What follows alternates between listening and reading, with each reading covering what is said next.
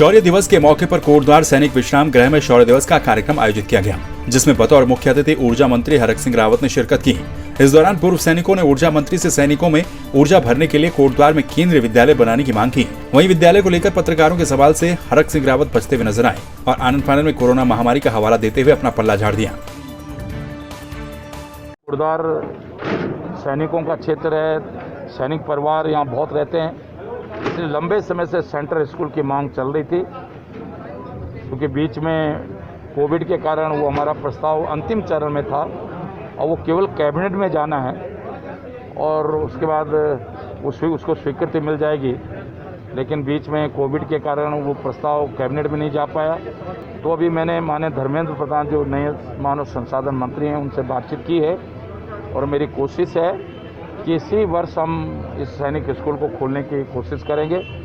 वो बहुत पैसा लोगों से ले रहे हैं, तो इसलिए हमें सैनिक स्कूल की आवश्यकता थी, तो आर्मी सेंट्रल स्कूल की आवश्यकता थी, केंद्रीय विद्यालय की आवश्यकता थी। तो हमने मंत्री जी से ये पहले 4 साल पहले उनके चुनाव में भी मैंने सुंदरयाल वोटिंग पॉइंट में ये मैंने मांग रखी थी। एक अध्यक्ष के नाते हमारा काम है उनको याद दिलाना कि आपने ये घोषणा करी थी और इस घोषणा को आप पूरा कीजिए। ये सैनिक क्षेत्र है, दोबारा चुनाव आने वाला है और फिर आप उस समय जो है अगर इन शर्तों को पूरा नहीं करेंगे तो माननीय हरक सिंह रावत जी के साथ पूर्व सैनिक फिर सहयोग करेंगे नहीं।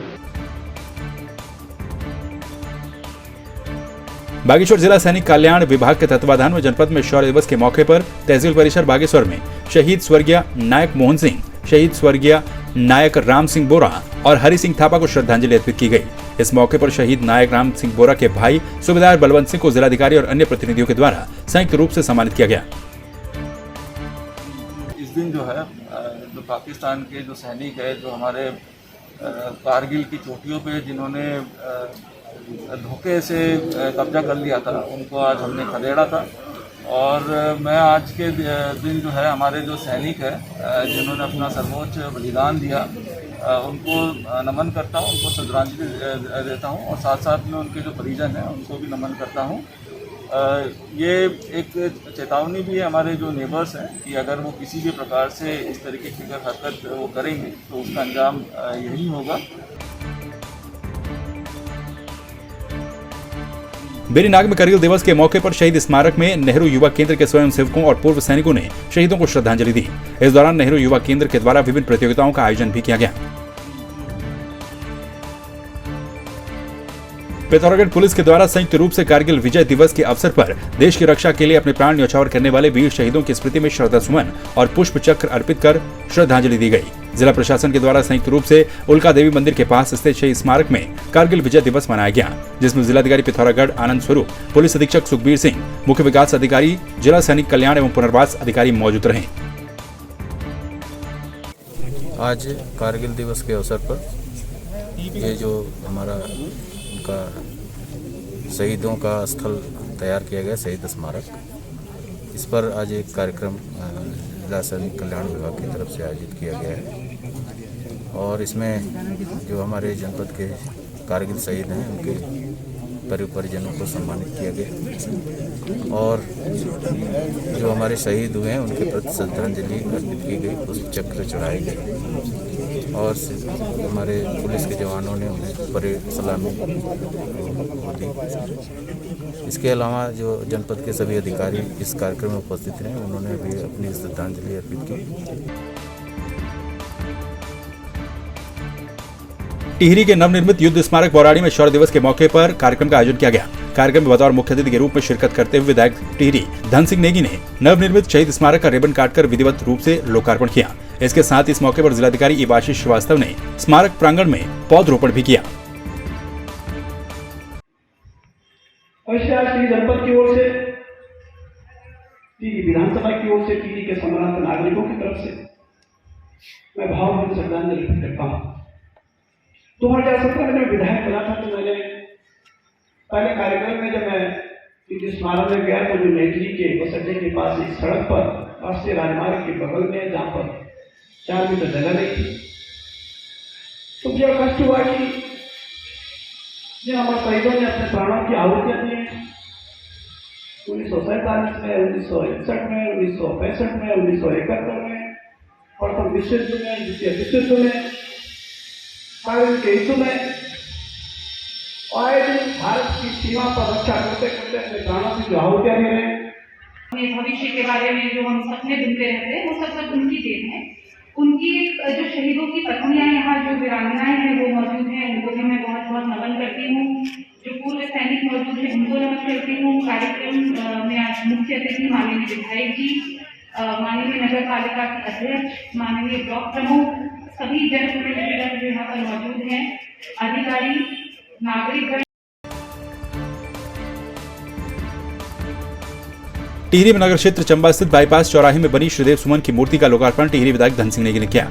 इस मौके पर उन्होंने कहा कि शहीद के जीवन कर्म से प्रेरणा लेना ही उनके प्रति सच्ची श्रद्धांजलि होगी। करीब 4.5 लाख रुपए विधायक निधि से बनी मूर्ति के लोकार्पण के मौके पर नगर पालिका अध्यक्ष समेत कई जनप्रतिनिधि मौजूद रहे। सूबे के पहाड़ी जिलों में मौसम विभाग के द्वारा ऑरेंज अलर्ट जारी किया गया है।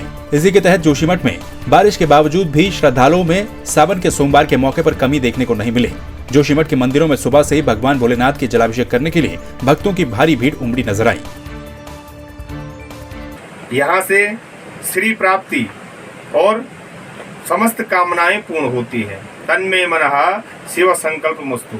इसी स्थान पे जो यहाँ पे विशेष गुफा के अंदर में भगवान का जो गर्भ विग्रह है, भगवान का गुफा के अंदर में भगवान का जटा विग्रह का पूजन किया जाता है और वर्ष पर्यंत यहाँ पे भगवान के जो कपाट अपने श्रद्धालुओं के लिए नित्य खुले हुए रहते हैं और जो सच्चे भाव से यहाँ पे भगवान के श्री चरणों में पहुँचता है उसकी समस्त कामनाएं पूर्ण हो जाती है।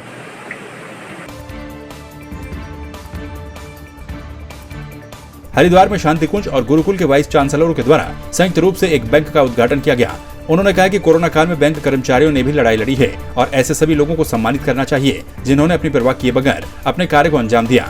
साथ ही इस दौरान उन लोगों को भी श्रद्धांजलि दी गई जिन्होंने कोरोना काल के दौरान अपनी जान गंवाई।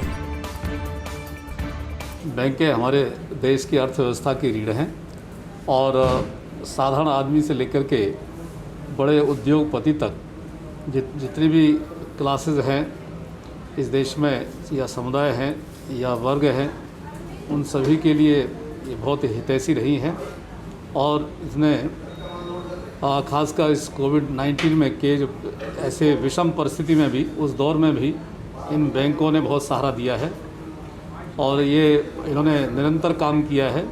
HDFC बैंक का जिसकी शाखा का उद्घाटन आज हम लोग कर रहे हैं, उनको हम बहुत सारी शुभकामनाएं देना चाहते हैं कि इस कठिन विषम और विविधता से भरे समय में जिस तरह का सहयोग उनने समाज को प्रदान किया वो अपने आप में अभूतपूर्व है। साथ ही साथ एक आज की जो शुरुआत है वो कई दृष्टियों से महत्वपूर्ण हो जाती है क्योंकि एक बैंक तो वो है जहाँ पर हम लोग अर्थ को सुरक्षित रखते हैं और एक बैंक हम लोग हैं जहाँ पर हम लोग शुभ कर्म को सुरक्षित रखते हैं।